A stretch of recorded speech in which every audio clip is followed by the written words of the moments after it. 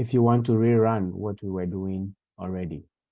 So the goal of today at the end is to be able to understand the importance of open data, what is OpenStreetMap, where free and open source software matters.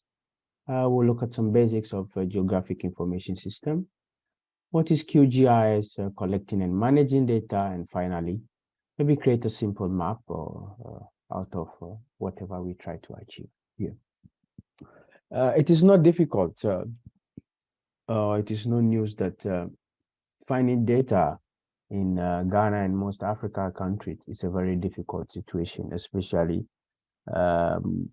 talking about spatial information data. For example, if I need data about road networks in Ghana, or maybe fuel stations along the road from Accra to Tamale, I bet it's difficult to have a go-to place, or maybe you want to ask one ministry or government institution for such data about which filling stations, how many GOA or total stations can I find traveling from Accra to Tamale or Kumasi. These are some of the reasons why open data or making data accessible to people is very important. So what is this idea about open data? So open data generally is about making data freely accessible, editable for anyone for whatever purpose. It could be for private, personal, educational use, or for commercial purposes. And some attributes open data to the FAIR principles or fair data. When we talk about fair data, it means the data is findable, meaning you should not find it difficult to locate data. If I need data about parcels, land parcels in Accra, I should be able to know where to find it easily. This is the first or one prerequisite for knowing that, yeah, this data is open data. It should be accessible. If you can find it easily, then it should be accessible. I should be able to retrieve it and reuse it in the any other format, wherever I want to. If I want to use it in my smartwatch, my smartphone, or my computer, I should be able to retrieve it. It should be interoperable in the sense that we can take data from format A to B, just like you can play your music video as an audio or a video, watch it. It's either you are looking at it or you are listening to it from your earphone or something. So it should be interoperable, should be able to convert from one format to another. And it should be reusable, meaning that, yeah, this data, when you modify it, somebody can also take what you have used and reuse it. This brings me now to OpenStreetMap. We will talk more about open data or where to find some data in Ghana. If you have worked with data already, you might know that some data is easy to find somehow and some are difficult to find. But Ghana has an open data portal, which is I will also show and see which data we can find there and what we could use it for, and if this is completely up to date or needs some efforts to make things running. Brings me now to OpenStreetMap. So in order for us to find data, I mentioned in the beginning that I am a contributor to OpenStreetMap. So OpenStreetMap is a global project which was started in the year 2006, if I'm not mistaken, by Steve Coase from the UK. And how does OpenStreetMap look like? We can take a look at what OpenStreetMap looks like. OpenStreetMap can be found at the address osm.org, which is just a pale looking map, or maybe not fancy enough. It's just a map that you can pan and move around like any other web map you can see. It's not showing you some fascinating things that you used to see from maybe other maps on your phone, but we'll find out what is behind or what is more. So the goal is to map the world from scratch. Why? Because access to spatial data from the Ordnance Survey, which is the National Mapping Agency of the UK. In Ghana, we can see the National Mapping Agency is the Survey and Mapping Division of the Lands Commission, or one of them, which is, I would say, is the National Mapping. So countries have national mapping agencies which are responsible for collecting up-to-date data on road network facilities, so many, and places of interest, landmarks, and many more. But the access to this is expensive. If I just need to make a small map of my village or my town, and I want to print it and put it on a wall in my room because I love maps, or I am the manager of a company and we plant billboards in Accra, and I want to, how do you call it? 1 second, I'm trying to find a chart so that if somebody is sending something to the chat, I can see it too. But let's see if chart works. Yeah, okay, it works already here. We can move it to this screen. Good. So I can see the chart as well. It's difficult to retrieve or pay for. So Steve Coase, which was a university student, then thought of why not if Wikipedia, based on the idea of a Wikipedia where people can contribute or share knowledge freely in the world, why not? The location information is a shared resource, so it can also be shared. That's how come OpenStreetMap started. And I can boldly say that OpenStreetMap is one of the most up-to-date primary source of data in Ghana, considering that I use it a lot and I also contribute to it. In order to use OpenStreetMap or get started with what OpenStreetMap is, you need an account because this is a database and a community. So the database is where objects are stored or items we need to reuse are kept. And editors are tools that are used to contribute or modify data in the OpenStreetMap database. Here is an example of one editor. There are many of them. Here is an example of one of them called JOSM, which you can see this is an environment or locality in Ghana. If I'm not mistaken, probably it's around maybe Achimota area there. The imagery, it's a background image from a drone. And you can see some boxes or some red and dots stuffs overlay. So these red dots, lines and overlays are data contributed into OpenStreetMap.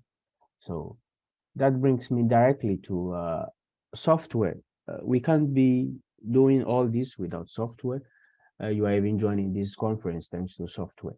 But software, like data, also exists in two broad categories that we can say: proprietary or closed source software, and then free and open source software. Generally, when we hear or people hear the word free software, it means that you cannot pay for it or you shouldn't pay for it. It's free, it's porous, it's useless, or it's of lower quality. But what is free software? Now, according to the Free Software Foundation, defines 4 levels of freedom to what the free software is. The first one, which we call the freedom 0, is the freedom for you to be able to run the software. Like you open it and it's working.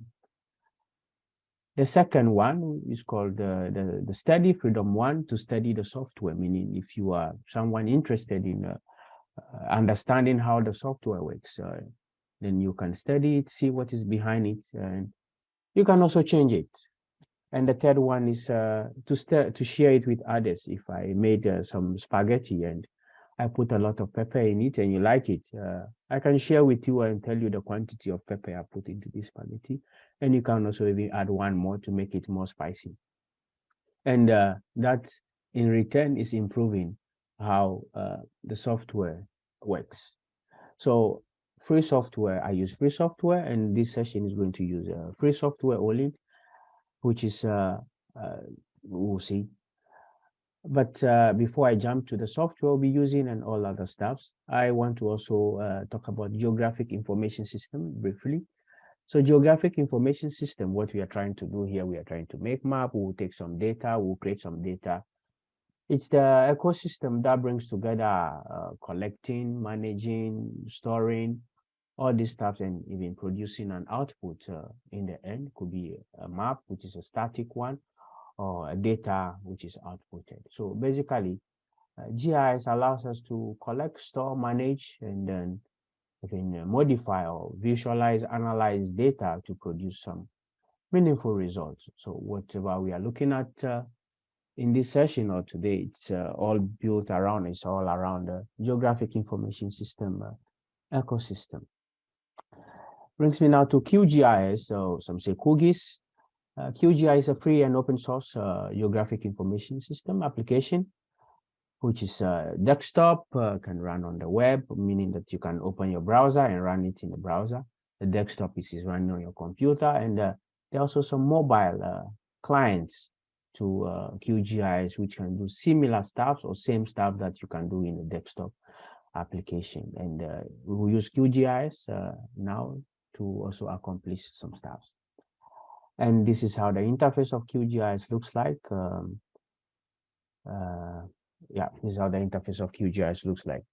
I will pause here and welcome some questions. This is just to give us an introduction briefly. This document I'm using, I will try to improve it or add some further materials at the end of the workshop. I just posted in the chat for anyone who wants to see or reuse or get some stuff from it. So I will pause here and welcome some questions. Use the chat to put some text there before we jump into a hands-on session. We will start first from OpenStreetMap practical, save some stuff, retrieve it, and also if you have a use case that you want us to focus this training around, yeah, I have not been able to find a use case myself yet, even though I have a couple of them in my head, but it would be nice to have one coming from the participants here.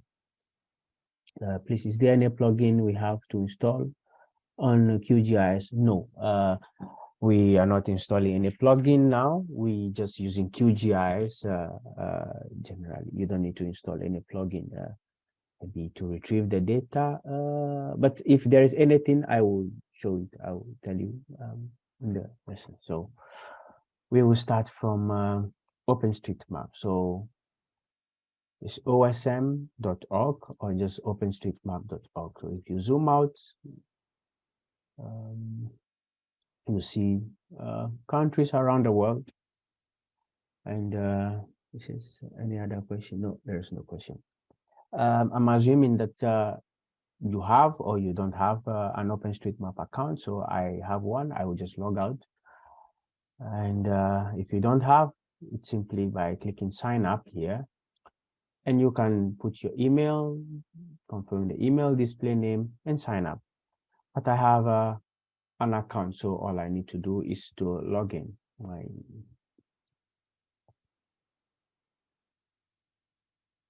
It says what is wrong. Did I type wrong? Okay, let's see. And it works. So when you log into OpenStreetMap, that is after creating an account, I will want everyone to try something, have an account to log in. You can use this tiny search box here to search for a place to jump to. Maybe I would like to go to Takwa, so a place I have lived sometime. So yeah, then it tells me where Takwa is and give me some information. If anyone has a location in mind, or a village or their hometown that they want us to use for the case, yeah, please feel free to put it in the chat and I can jump to it and let's see what we can do from there. So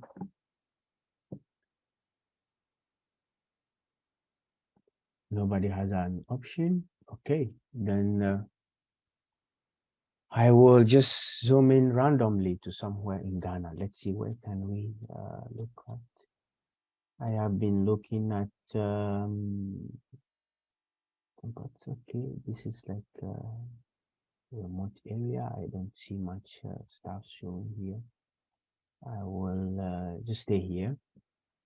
So in order for me to change or add something into this village here, I will need an editor. So an editor is a tool or application that you can use to modify or change items in the OpenStreetMap database. So in order for me to do that, you click edit here and you'll see two options: ID, which is in browser, and JOSM, which is a desktop application or some other one. So I will use ID. And here we can see that there is satellite image in the background, and there is some overlay, or there are some data. So this is data, and this is in GIX basic data concepts. We have two data models. There are others, but generally you will see there is a vector data, which is this polygon, the line, and you can see a point here. And when you look at the top here, you also see points, line, and area, generally referring to similar stuff. So this is an area feature, this is a line, and this is a point. So objects on the surface of the Earth can be represented with these three basic elements. Please, if I'm talking too fast or I'm saying something which is not making sense, feel free to put in the chat and stop me anytime and we can go back. So we have the area here. This, you can see, this is this tells you what this means. It's a residential area. When I click on the eye here, it shows me that yeah, some information about it.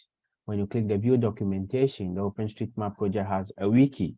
So the wiki provides idea or information about each of the tags. So the tags are this thing you see here. This is land use residential. So it has a key and a value. The key is fixed. So we have other land uses. So for example, if I click this land use here, it's land use without S, it's land use. So you can see the key is land use fixed, and the value tells us the specific information, what actually this is. So land use is a construction site. This is an education land use. It's industrial. This is a residential. So residential area where people live generally.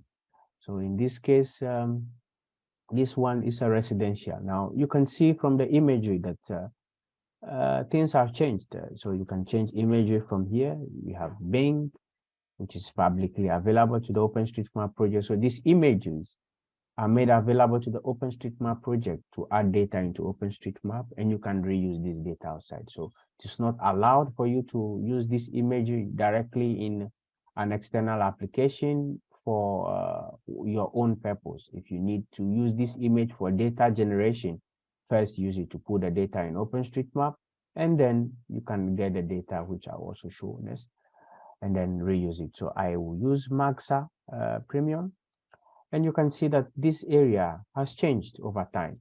So as a time of this area, the one who mapped it, you can see every information that is mapped in OpenStreetMap. So here you can see in the bottom here, you see view on OpenStreetMap. When I click that, you can see the history about it. It was mapped 5 years ago.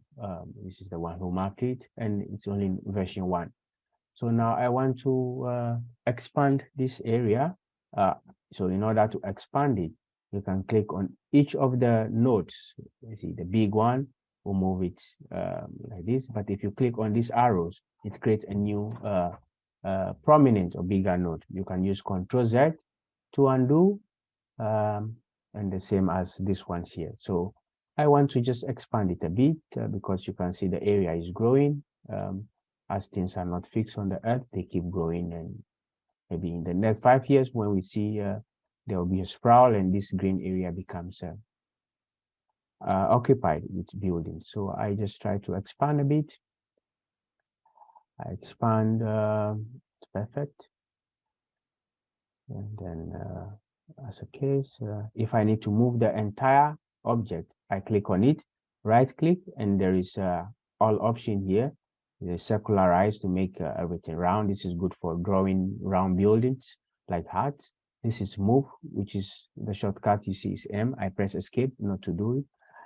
So this is a square. The shortcut is there. There are a couple of things, or delete, which is the same as delete key on the keyboard. So I just modify some part of it. So we can see how it works. Yeah. I think this looks quite okay. So there is an issue with using ID if you are new to it. You could see that I just moved this and it has snapped it to the road. So Areas, land use areas are not connected to the roads in real life. It's not like they are joined to the road. You don't connect these to the road. So I will not do that. Even though it tries to snap automatically, I see it and I undo it. I undid it, sorry. In order to see what is here, please make sure you zoom in and then you can see what is around here. So I just updated this land use area and I want to save it to OpenStreetMap database because this is a change. I do save, which is the same as Control S, and then I type a comment. So the goal of this comment box here is to help you describe what you have done to yourself and other OpenStreetMap contributors. Some people use hashtags to describe the change set comment. The hashtags are meant for machines. They do not make sense to other humans. So if you are doing this and the box here is auto-filled for you from maybe another tool which you're using to make the OpenStreetMap contribution, please make sure that you put a comment. So I updated residential. It's a residential land use. So maybe just area. I just updated the boundary probably residential area because there have been changes that have run. So if this is your first time or you are new, completely new to OpenStreetMap and you don't know that what you are doing is right or not, it doesn't mean that whatever you will save does not go to the database, but you check this box here that you would like somebody to review. It doesn't mean whatever you do is not going to be saved. So when you check this box, there is a flag information on it to other OpenStreetMap contributors that this person wants my contribution to be checked for any possible corrections or issues. So this is it's fine, doesn't need any issue. So I upload this change to OpenStreetMap, and within twinkle of an eye is uploaded. So when you upload from ID, you see the change set. So I can see the change set puts all changes. So if I added a building now, I added a school, and I try to upload, it puts all of them in one big basket and then uploads it. So when you do this, you see information about communities. So I mentioned that OpenStreetMap is a community and a database, of course. So in Ghana, there are a couple of communities. There is the Ghana mailing list. I personally prefer emails mailing list, which is the Talk GH mailing list, which you could subscribe to, or maybe you are trying to do something in OpenStreetMap in Ghana and there is an issue, or you have some data there from your municipal assembly, which is always sitting in the office, but you want it to be added into OpenStreetMap, then you can release this as open data, then it can be put into OpenStreetMap after the necessary reviews. There are also a couple of things going on around. There's a Telegram group, there's a Facebook group, and many others. So now after saving this, I can see the change, what has happened. No, it's here, view the change. You can see it has a box, the minimum box around it. And when you look at this, it says it was modified by me 1 minute ago. And when we see the history, we can see that 5 years ago, it was this. And today it has changed to this way. Basically, that is how you add something in OpenStreetMap. For example, I want to add a building now, which is not existing. So you can see in this village here, the outline is mapped, but let's say you are the town planning officer or you want to plan a new school, or maybe you want to plant billboards around this street here in this village. You don't know what is where and what is where. So you start from maybe mapping all the buildings. You are planning a vaccination campaign and you want to know how many people are in each house, or how to know how many buildings are in this village in order to plan your resources. Well, there are many use cases or many things you could think about. So I want to map just this building here. Which of these three do you think is suitable to map the outline of a building? Maybe you can just put it in the chat. Let's see. You can just type if it's a points, line, on area. You can type in the chat.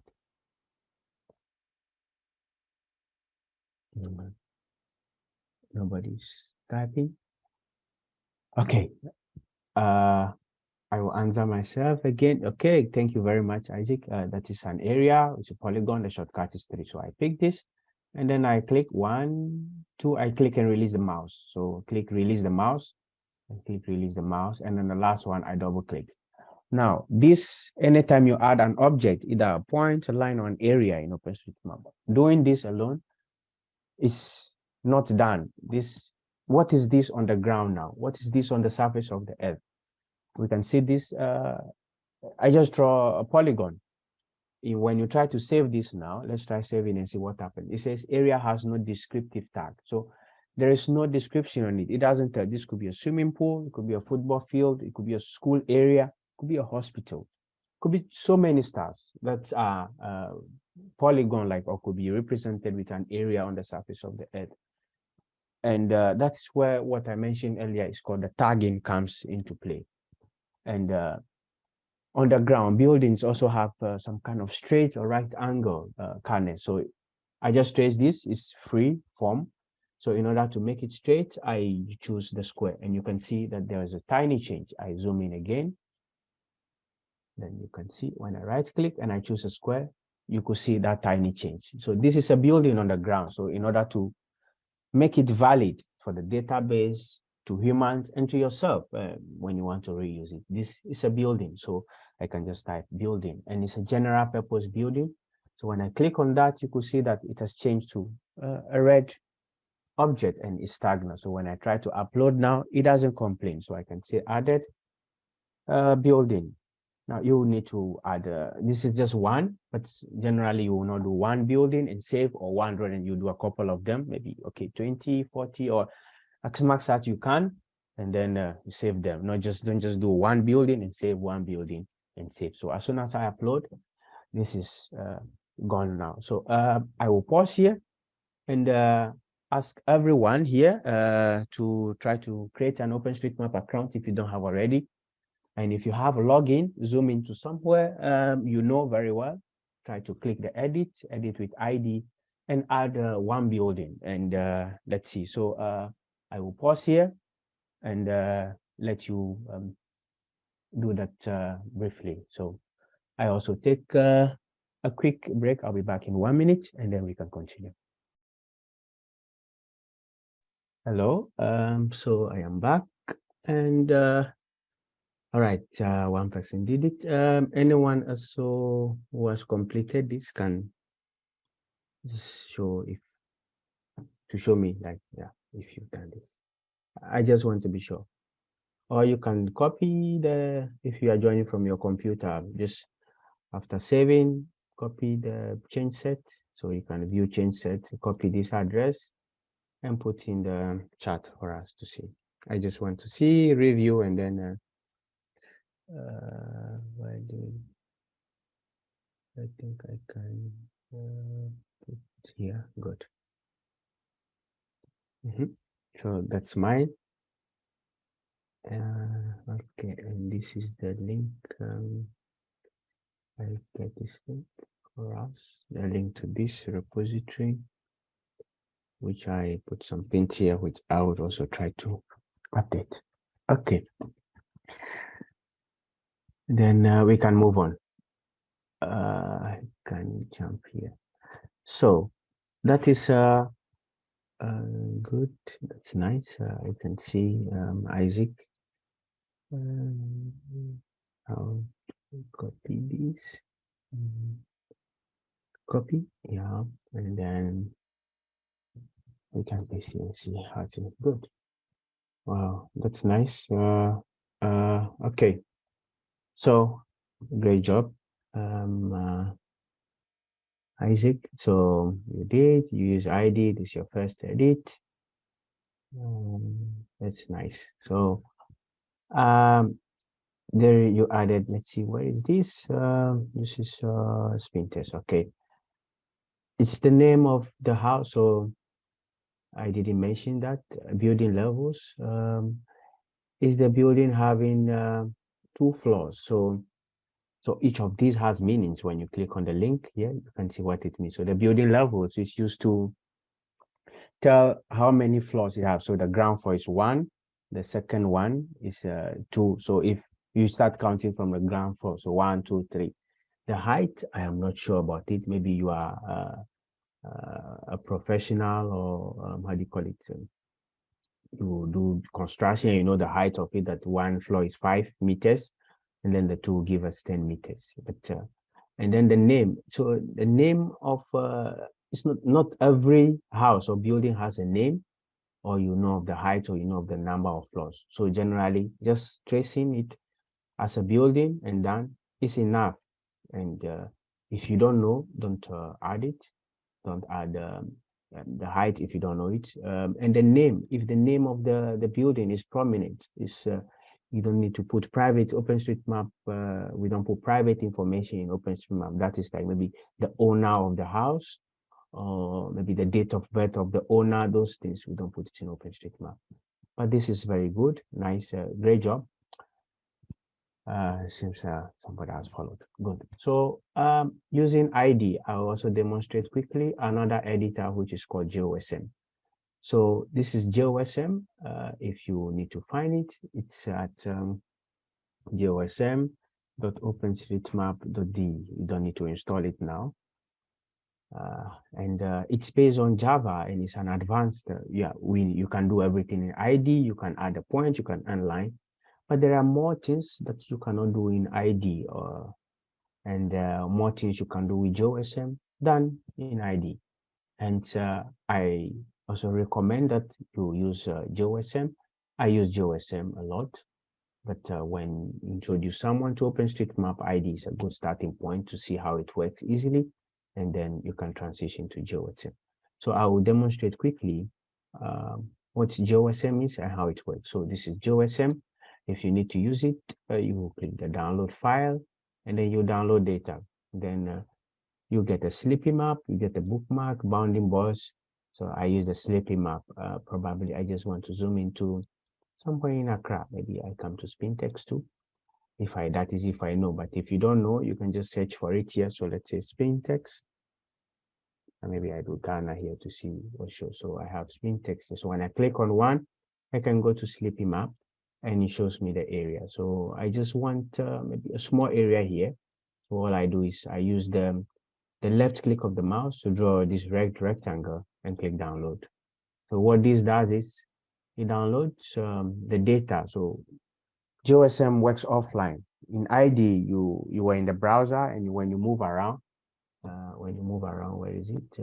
Yeah, when you move around, the data in the other parts is showing. You see, so it's like streaming the data directly from OpenStreetMap. When I move, it's bringing the data. Okay, I just noticed something. Talk about it later. And it's downloading the data, and it's offline. Then you can start working on it. One thing I just noticed here is, you see, this is a residential road. It's supposed to connect to this other road, which the color is different. It's like a minor or unclassified road. You could see that there is an overshot. So the one who traced it on reaching here made, you can see what happened. So made another click outside, even though there is no road here. So you can see this is an overshot, and this doesn't need to be there. So to fix this, OpenStreetMap is not like every data that you receive and use, there's always some issues. So OpenStreetMap is not 100% like error-free. There is nothing that is error-free in this world, but compared to any other data source, I could say OpenStreetMap is far more better than any other those data source I've seen in Ghana so far, which is because of how people contribute. I also contribute, you also contribute, and the more people contribute and validate stuff, the more better data we have. So this here, I will need to delete in order to ensure that it's staying here. I don't know why my JOSM still taking some time to load the data. I only want to show how it is done over here too briefly, and then we can jump on to something next, that is how to get the OpenStreetMap data and how you can do something with it in GIS, or how you can also create a data completely independent of OpenStreetMap. But I am talking about OpenStreetMap here because most of the data we collect, which are public or which is supposed to be public, it's kept somewhere and it doesn't get any update. But when you put the data in OpenStreetMap, somebody definitely is going to update it when it changes at a point in time. So this was loaded. When I was downloading, I had this box checked. So there is a box here for raw GPS traces. So in OpenStreetMap, people record GPS traces. And that was how the project started on this black screen. And with the GPS traces, we can trace the road. So when you're moving with your phone, then your location is on, it doesn't require internet, and your track is recorded. And when you come back home, you put it in an editor like GeoSM, and then you can trace and see where the road has passed. This is still useful in some areas where we have very bad imagery, that the satellite image is not available. So here, there is no image loaded for you. You are in charge here. You have much more idea. So in the imagery menu, I will put the Maxa Premium image. So when I put this Maxa Premium image, we can see now we have layers. This might look different from yours when you install GeoSM. I don't want the GPS traces to show. I can turn off each layer with this eye here. Now, when we look at this road, you can see, yeah, okay, it's a bit zigzag, it's not straight, or some other stuff. There is a big building here, it's not mapped. So you can see this is a line. This is an area which is residential. You see the information here. What else? GeoSM can be a bit intimidating at the starting. But trust me, when you get your hands out of it or you get your hands on it, you don't have any issues anymore. So I will quickly go back to that area where I saw this problem. I will go to OpenStreetMap. Then you could see it here, the tiny dot, which is not supposed to be here. So I click edit, and I edit in GeoSM. And that area is loaded into GeoSM for me. In order for you to do that, to use this edit and edit in GeoSM, you will need to have what is called remote control activated. So that can be done from file. I think we can go to edit preferences. Then when you come to, there is a last one here, like Wi-Fi, then you turn on this enable remote control. So we can see here, it's overshot. So I can click on this to select. Here you can click and drag to move things around, not like in ID. And I don't need this tiny point here. So all I do is select it and I press delete on the keyboard and it's deleted. So that is a contribution I can save by doing upload. And the source is from this imagery. What is happening, you can see deleted one object, is modified this one. So I can say deleted delete overshot road junction, probably. Just something to describe what you did, and it makes sense to other mappers. And then I click upload. Clicking upload, it's done, and it's in OpenStreetMap now. If I go to here, my profile, and I get my edit here, you could see that it's happened here. And what happened is I deleted some node around here. Good. That is a lot of OpenStreetMap already. This is very basic. There is more that you can do. And there's more data that you can add from your church, your school, many things you can do. As much as you can explore and find many ways to add. If you have issues, you can write an email to the Ghana mailing list, or there is a Telegram group that you can send a message to and ask for help, and somebody definitely will respond. So I will stop here on OpenStreetMap data adding and jump on to how to get the data out of OpenStreetMap and use it. So in order to get the data out of OpenStreetMap, there is a one primary location that you could find. There are many, but the first go-to will be GeoFabric. So it's called GeoFabric. You can just do GeoFabric download in your favorite search engine. And you see here, it's OpenStreetMap data extract. So GeoFabric is a small consulting company in Germany, and they specialize in OpenStreetMap services and tools, data, OpenStreetMap, things around OpenStreetMap. So we want the data for Ghana, and Ghana is in Africa. So we can see there is Ghana here. And this is an extract provided in a couple of formats. So this one is PBF, this other one is zip shapefile. So if we'll talk about shapefile. So I will download this for the moment. As we are talking, it's downloading. You don't need to download it. It seems to be a bit big, but you can download it as we move on. So I will put this in, already create a folder here for this. I will create a folder called data, and I will create, and I will save it inside. So it's downloading. Okay, it's done downloading. It's 170 megabytes. And we look at it now from a file manager. So I can bring this here. Let's go to home, and then we look at, one second.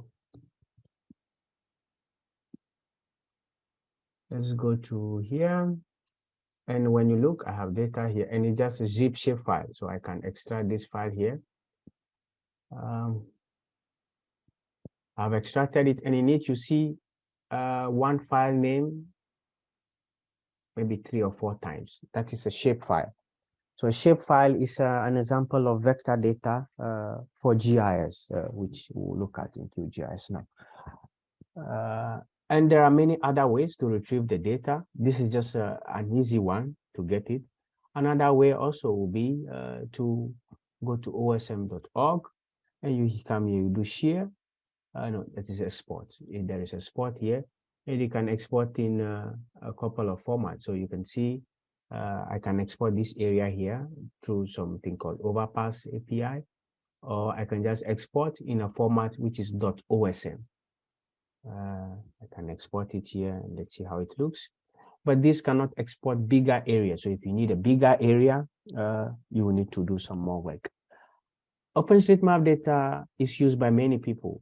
Maybe you have no idea. If you are a Facebook user, the map you see on Facebook is based on OpenStreetMap data.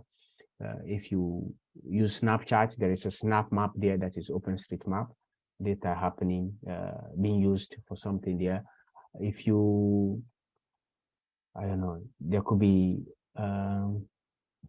what happened since my screen sharing went away and is back. Can you confirm if you can see my screen? Something, I saw something like participant cannot see my screen. If you can confirm, you see my screen. Somebody can tell me in the chat if they can still see. Okay, good, thank you. All right, good, nice. So GeoFabric is one location. So I can put this link in the chat again. Location to get OpenStreetMap. There are many ways to retrieve. We can cover all of them today, but this is one easy one, which has put the data into classes that you can find. So in this PDF here, you see a description of all the data types and how they transferred it from OpenStreetMap data to this kind of format. And this extract, or it's updated every 24 hours. So if you add something to OpenStreetMap now, and you need to get it and use, and you want to use the download from GeoFabric, meaning you have to go wait for tomorrow in order to retrieve it. There are many ways that you could also retrieve it up to date, but it requires some time and some play around. For example, with a tool called OSM2 PGSQL, which is a tool that helps you to put OpenStreetMap data in a database, your own database, and you can update it as often as you can without any limitations. So we go to QGIS now. So QGIS, I close this. Don't save anything, discard. So QGIS is an open source software for GIS. This is a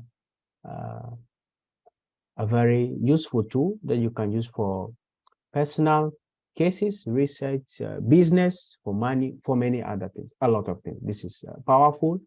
It's the interface looks just simple, but what you can do with it is enormous. So if you have QGIS installed on your computer, I will show you one quick trick. It opens QGIS is that in the coordinate box here below, it's at the bottom here.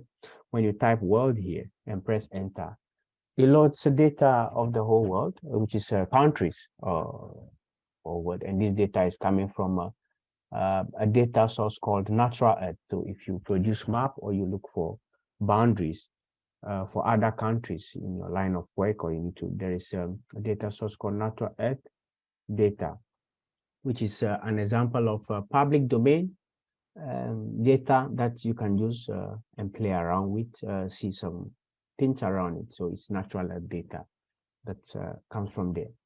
So this is Ghana here. I can zoom into Ghana. I can right click and show label.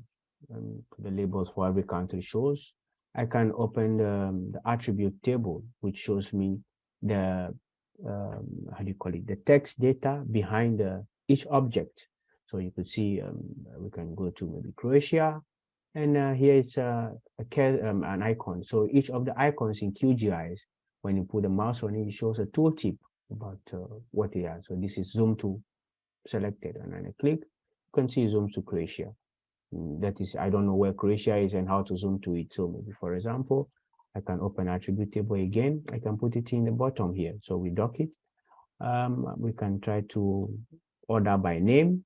So we start from here. Where is Ghana? Ghana is somewhere.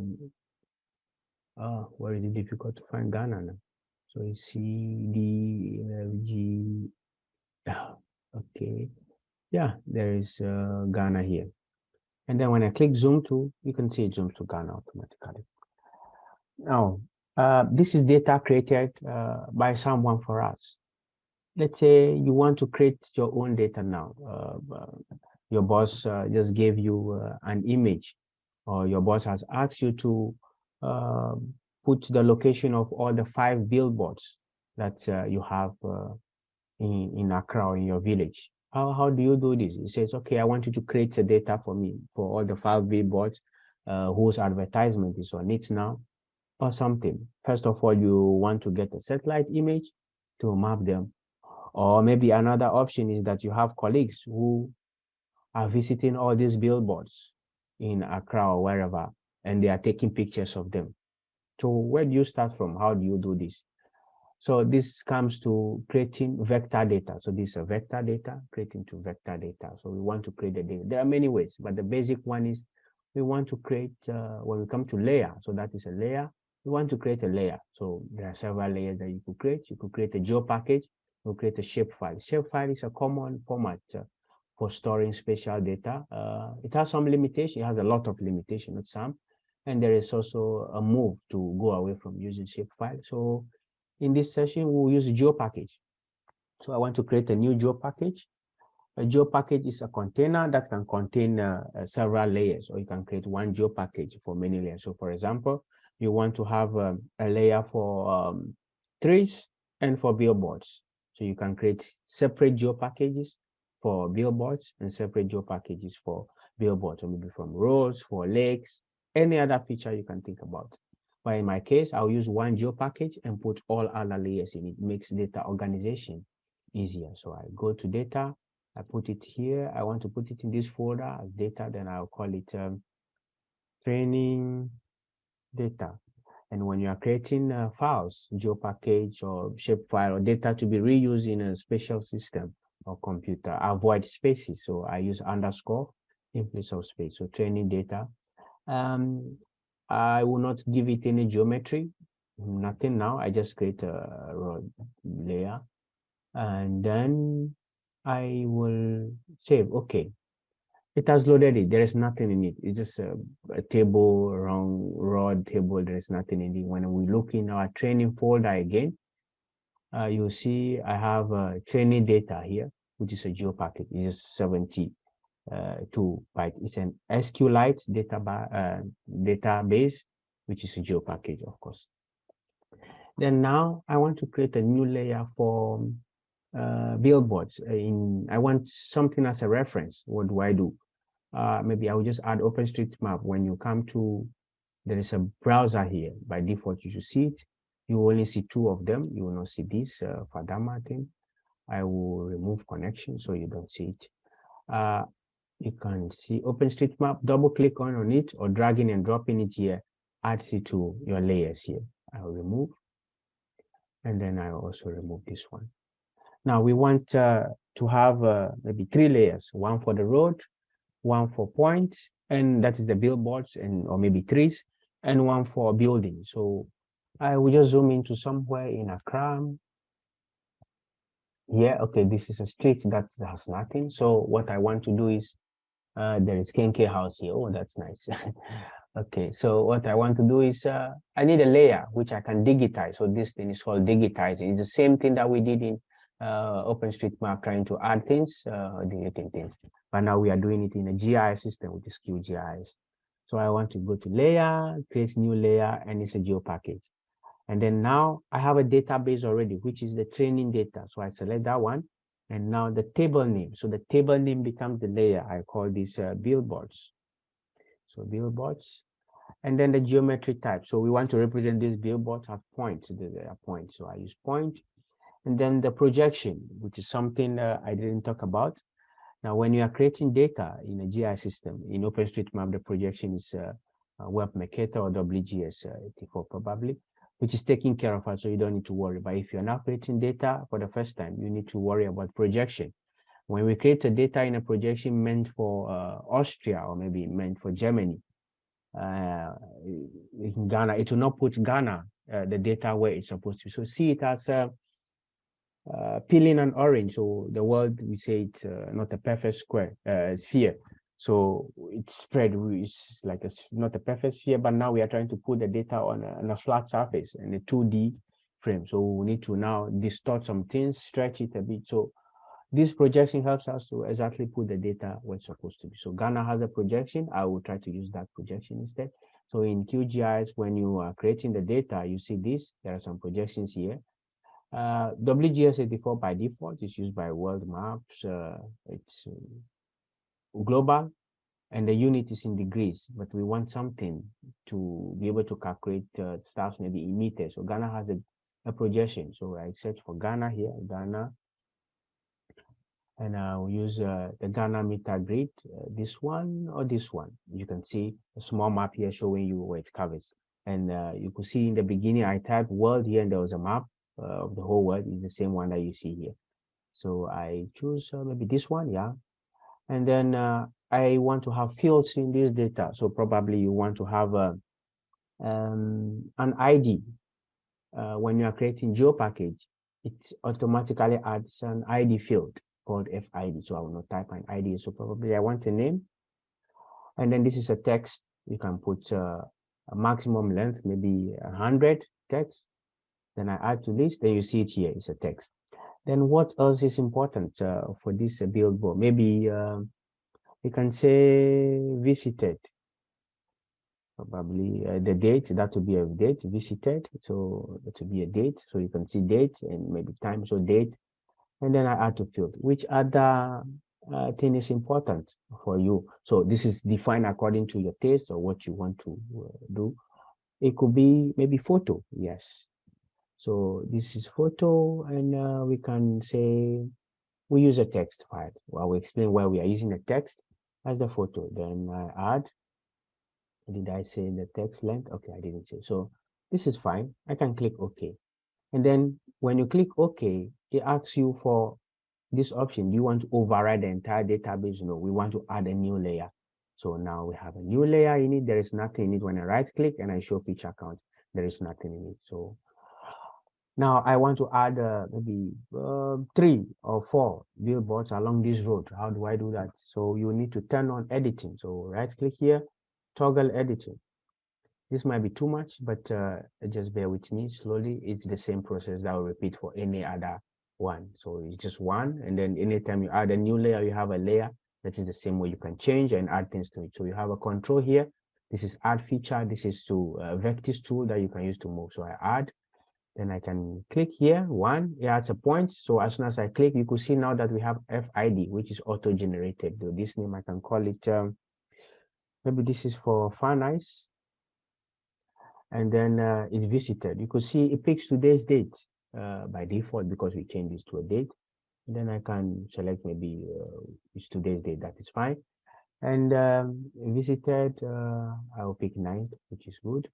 And the photo, I have no photo now, so I click OK. So you could see a small point appearing there. So I will do the same here. I'll call this for maybe, this is for TomTom. The date visited also today. and I can do this. And then the last but not the least, I put this one for maybe mobile web Ghana, and then visited. We can put this is going to another year. I bring it to. I just put. You could see the date is even in the future. So you can ensure some quality checks and all this. Those are advanced, but for now we are just putting some random stuff. Now we have 3. When I'm done, I can save now with this and then stop editing. Now we have 3 points. Maybe they are looking too tiny. I want them to be big. Then I go to properties and symbology. No, I go to symbology here. Symbology, I go again, right click, properties. What is this? Oh, okay, it's talking about the projection. I still choose my Ghana one. Then I go to symbology. Now the symbology here is where you make customization. So let's say you're making a map, you want to change the icon, you want to change the color of the point, the road, all other stuff. This is where all this happens, the symbology happens. Sometimes you start from scratch, sometimes your organization or your company, you already have some, or sometimes you are using somebody's own and building upon it. So probably I just want to choose some red points and click OK, and you see it showing. Maybe I want to show the name. Just do right click and show label. And then you can see showing the name, it's Fanice, TomTom, and mobile web. Maybe going right click properties is too intimidating or too tiring. So there is a styling panel here that you can click, and it pops up something to the side here. So here you can easily customize. It's interactive. You can apply changes as it goes. I can change the label. I change it to maybe bold. Bold, yeah, it looks bold. I want to add a halo. It's called a buffer. You can see some white outline around it. Then it looks good. Now, this is for point. So it's the same way if you want to do for a line feature, linear, that is a road. So I go to layer, I create a layer, geo package. I choose the database, it's the same training data, but this one, I call it road. Then geometry type is a line string. So, and then the projection, I use the Ghana meter grid again. Now I have a name for the road. What else do I need for the road?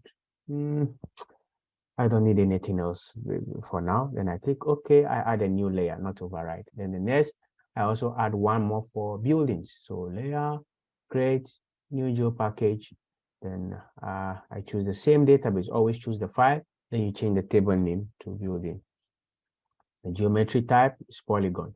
Then probably I want to also have a name in the fields. And then I change the projection to Ghana again. And then click OK. And then add new layer. So you can see it's repetitive. Now, if I try to edit the building, toggle editing here is the same as the pencil here. And I add a feature, you could see that now it shows a polygon, you see?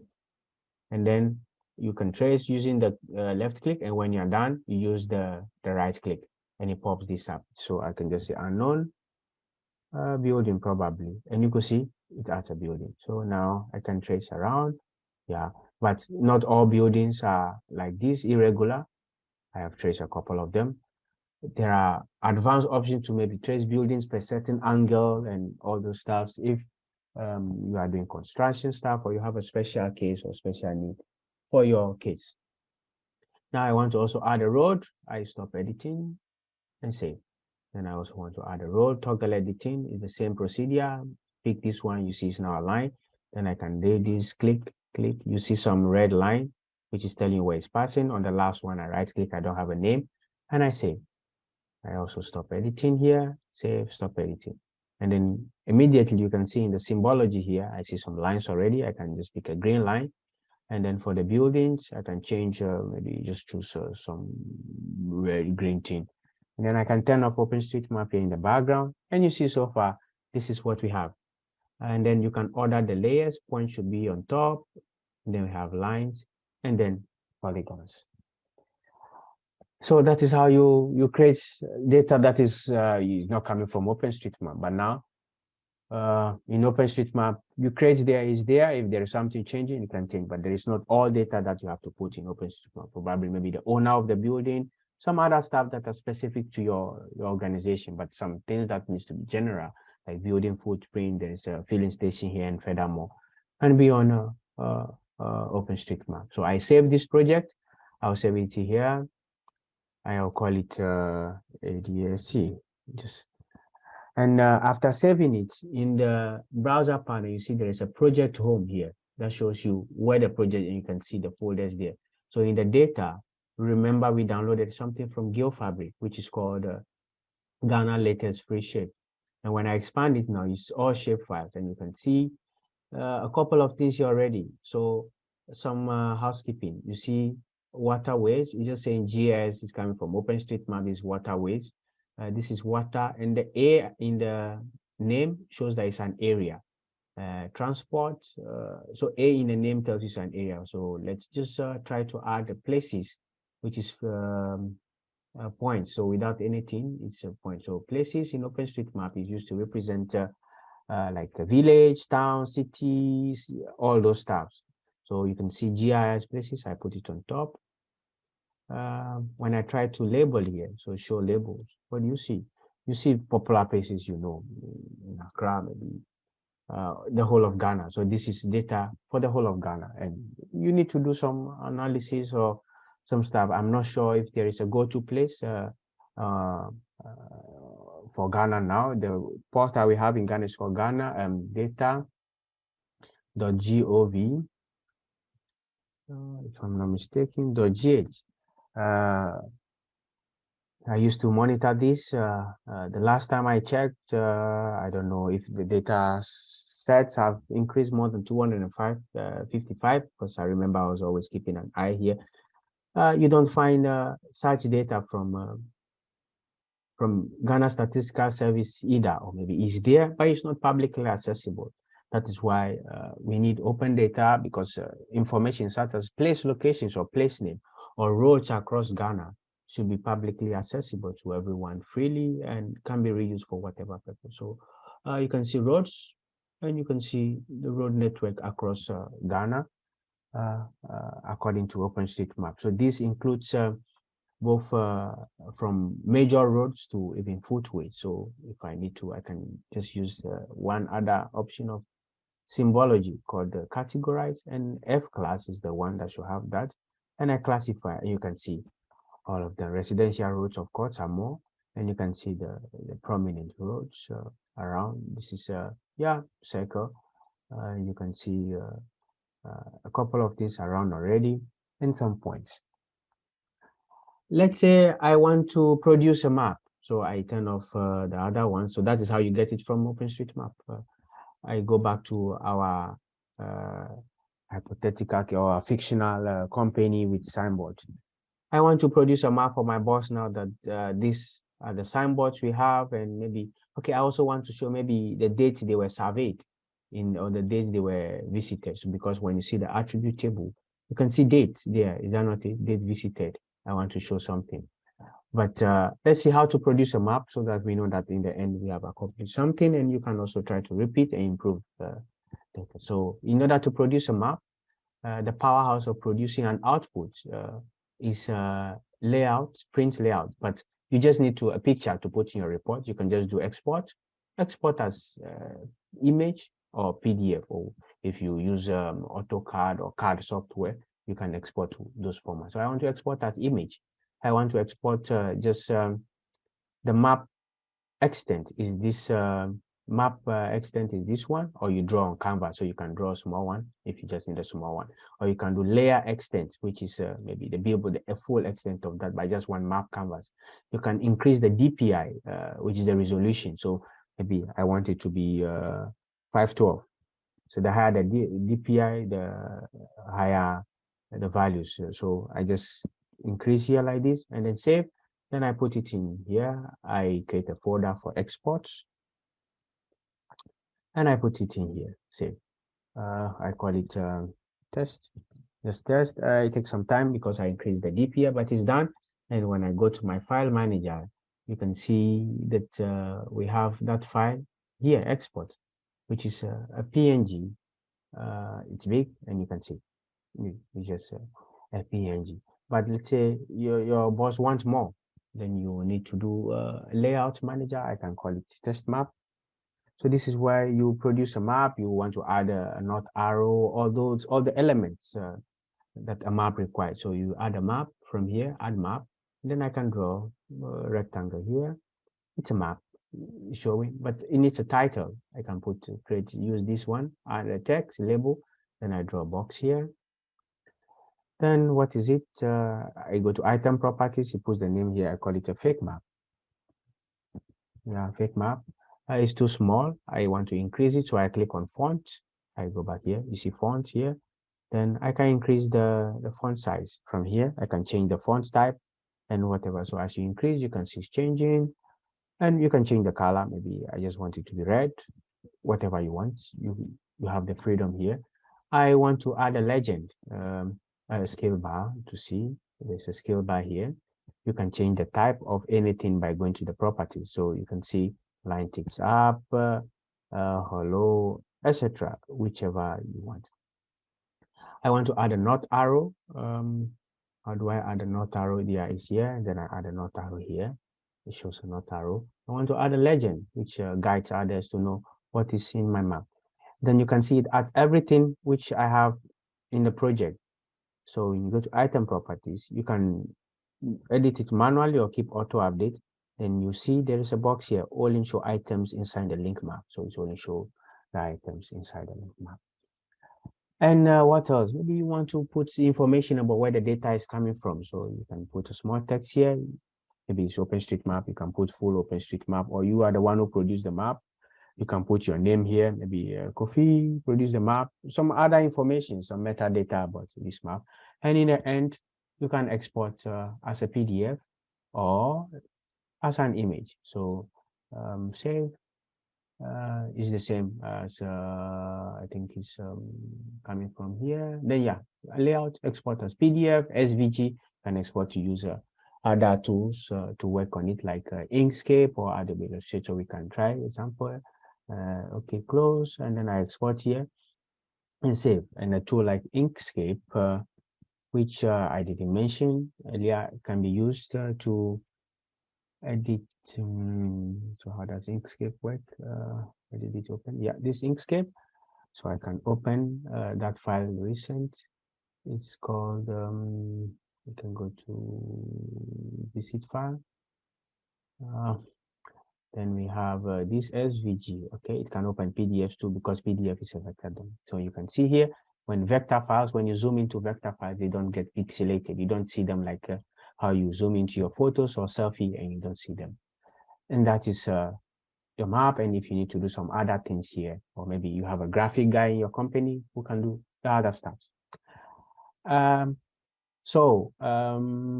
other thing do I want to mention? So there is another way that you could do this, the locations of the billboard. So I mentioned that you have a colleague who is visiting, or you have colleagues who visit these billboards and take photos. Our smartphones are very powerful, but we don't use them in a smart way. You take pictures, and sometimes your phone tells you that this picture was taken close to some road or taken in some town.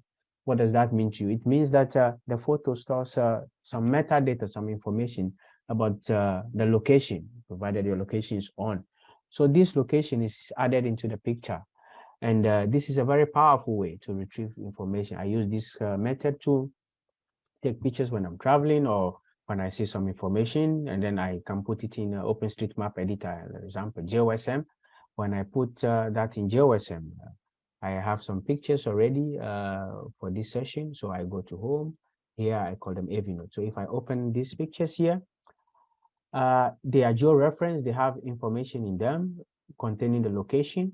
So immediately it puts them at where the pictures were taken. So I can just download this area and you see it was taken here. You can see this is how this road. So when I come back here, now I see this is this road. I can add further information about the surface. Or maybe I took it because I want to see the name of the signboard and map this place when I get home, so that it's in OpenStreetMap or for any other case. So with these pictures that are geo-referenced, as you can see them dots around, you can easily create their location points in QGIS using the, what is that? Where's my QGIS? It's here. So we have a processing and then toolbox here. So in this box here, when you search for geotag, so import geotagged photos. When I do this, and I choose the folder, and I choose this AV notes here, where I have some photos that I've taken before, and I run. So what happens? I close this. What happens is the photos now. I just turn off everything and turn on OpenStreetMap in the background so you can see. I also change the symbology so it's looking a bit alarming that we can see. So these are the dots. They are around this community called Alobushi around Achimota there that we did some projects some years ago on Open Cities that puts a lot of information in OpenStreetMap. So if you need data in this area, there's very up-to-date information here, like complete, a lot of them. So when you go to attribute table, you see the points now. So now with this, I can transform this now into a layer for my box, add more information and tell him this is where the locations are. And interesting enough, you can also see, so there's an identify tool here, where when you click on a point, it shows you information. By default, it doesn't pop up, so I will auto open. Then we can see, and you can see some information where the picture is, the location, and it shows you the information. It shows you the altitude. These are all information collected based on the sensors in the smartphone. Altimeter, the latitude and longitude is there. The date the photo was taken, the timestamp, so the date and the time this photo is taken, 2018. And your boss could easily have it, or you could also make tool tips around this map that when you put the cursor on it, it pops up and show you something like a web map. So yeah, and this bridge, you can see here, I have information on this bridge now. I can tell that the material for this bridge is wood, there's some metal around it, and some water passing below it. And you can see that this in OpenStreetMap, according to what you see here in the background. So it is here, you can see it was taken from here to, you can see the starting point of the bridge. We don't have much time left, just 7 minutes. I will stop here and welcome your question. There is more you can do, either for yourself. This is just basic. We have not seen much. All I did today is super basic, but I hope this motivates you and gives you an idea about, okay, your village is, your town manager, your village doesn't have a map. Instead of tracing them manually in QGIS, it's fine. If you have an image already, or you don't have, or using a very old image, you can profit from the OpenStreetMap ecosystem. Now map the buildings, or map the amenities, the shops, the schools into OpenStreetMap. Then you extract it using the GeoFabric way, or there are many ways also to get it in QGIS. Someone asked in the beginning if we need any plugins. We don't need plugins, but with plugins also you can get, there's a plugin called Quick OSM, so manage plugins that can help you get OpenStreetMap data for small areas. And it's most recent, as in when I just made the changes, it's called the Quick OSM. It should be here, this plugin here, install. And voila, there you go. So how this plugin works is you need to have an understanding of the OpenStreetMap ecosystem or the data model in order to do it. That is what we were adding the tag. So for example, I want only maybe roads in this small area here. So with this search here, this quick OSM, it pops up. You need to agree with this because yeah, OpenStreetMap data is open data. You can use for whatever purpose. All you need to say is I got it from OpenStreetMap. So I understand. And I want all in maybe roads. So the key for roads is highway. And the value I mentioned tells you the discrete information. So when I leave it empty, it tells me, it gives me everything here. So I want it in canvas extent, so around this area here. So when I run this, what happens? All it gets me is objects, that is point, lines, and polygons with the tag highway on it in this canvas extent here. So you can see it takes some time, it retrieves it. And when I turn off everything, you see we have a new layer called highway. So it gets me points, and then I'm interested in only the road now. So you can see it gets me this data from OpenStreetMap, and then I can start working from here. So you first get the data into OpenStreetMap, which should be public. If the street names are public, street names are not private information, that should be home. So that's how come you see them along the street. There are some places or a lot of places that have the street signs, but they don't have the names. You can add them into OpenStreetMap. It's the same. These are the name you see on them.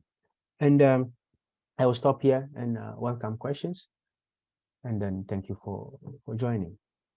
Questions now, and we can proceed. And I share the link to the repository, which I put here. I also share, yeah, we'll go ahead. Maybe, I don't know how I can let you speak here. Okay, that is that Isaac? Who raised the hand again? Okay, Isaac, you want to talk? If you want to talk, I think there's a way. Okay, I allow you to talk. Yeah, you can talk. You can unmute and talk. Hello, sir. My name is Enoch. You can just say Enoch. Don't say sir. Please, the JOSM, Yeah.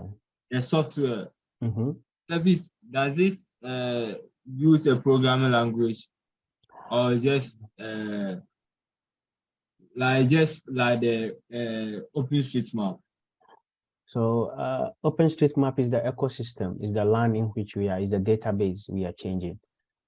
Editors are tools or software that you can use to change, add, and modify data. So there are some mobile, desktop. JOSM is one of them, like ID. So this is used to add data to OpenStreetMap. It's not a programming language. For example, I can just demonstrate quickly. Let me see. I download data in this area. You see, this is a school, but the building is not in OpenStreetMap. So I can map this building using this one. The thing is, it also has plugins that allow you to do more. So instead of doing it one by one like this, in JOSM, there is a plugin called building, which is B, the shortcut is B. It helps me to trace buildings by just 2 clicks. So you can see I've tagged map this is a correct building, it's having a rectangle and that kind of stuff. So this is also for mapping like ID. Good. Did I answer your question well? Yes, please, thanks so much. Yeah, welcome. Anybody else has something to say? Someone might be asking, what of Google Maps? Or how can, Google Map is for Google. You can use Google Maps data outside Google Maps. You can use to move it around. The same way you can use Google Maps to move around, you can use OpenStreetMap to on the mobile. I personally use OSM and there is also organic maps. Organic map. Let's see. Yeah, so there is organic maps that you can install. There are no advertisements. Search for your Play Store, organic maps. How it works is you have the map offline. So you have the map for whole Ghana offline. You can move around. If you're traveling to a country, you can download the map. That's the power of open data. You can use it and read it for whatever. And I personally use what is it? OSM which is also it's a complex, very useful application. I use this a lot. If you do a lot of height, I use this. So you can weigh between. Okay, someone raised the hand. That is who raised the hand? Isaac again. Okay, now our time is go ahead. So, please, this one after digitizing on the OpenStreetMap. So, will it add it to your distribution on Hot OSM, or there's a difference between Hot OSM and the OSM? I don't get your question. So, with my with name is Enoch. Can you just call me Enoch, please? Okay, Mr. Enoch. Please, the digitization on OSM, does it automatically add to your contribution on Hot OSM? Okay, so this is a little bit of misunderstanding that we don't have much time, but I will clear it now. So OpenStreetMap is the community. It's a global project that other communities are built around. So what you are trying to say is Hot OSM. So Hot OSM is a not-for-profit organization registered in the US, which uses OpenStreetMap for humanitarian purposes. But in the end, the database that is contributed to is OpenStreetMap. So above all, OpenStreetMap is what everybody contributes to. You can contribute to OpenStreetMap without using anything from Hot OSM. And if you main contributions, maybe your value at Hot Humanitarian OpenStreetMap US, it's about your benefits. That is an ecosystem for Hot OSM that you contribute to their project that they have set up and that kind of stuff. But in the end, everything is in OpenStreetMap, and your contributions in OpenStreetMap is optimum if you contribute to Hot OSM or not. it's OpenStreetMap that the contributions goes to. Okay, sir. Yeah. Thanks so much. Welcome. Okay. I think that is all for now. I don't have much to say. If you want to find me, my name is Enoch, and you can write me an email on this address, and I will be happy to respond to you. And the link to this thing, this repository I shared here, I will try to update it so that you can. There are other useful resources like QGIS tutorials, which is I highly recommend, because QGIS is also a community. OpenStreetMap is also a community. There are many tutorials and guides on the web out there that can help you. You can start from learnosm.org or welcome.openstreetmap. So just type welcome.openstreetmap, and you can find out more information about what is who is OpenStreetMap. OpenStreetMap is not one person; it's a community, data consumer organizations, several. So yeah, humanitarian OpenStreetMap is one of the groups, but in the end, we all contribute to one global database and project, which is OpenStreetMap. Okay, thank you for joining, and enjoy the rest of the day and the conference. And yeah, if you have any questions, don't hesitate to reach out. Okay, bye.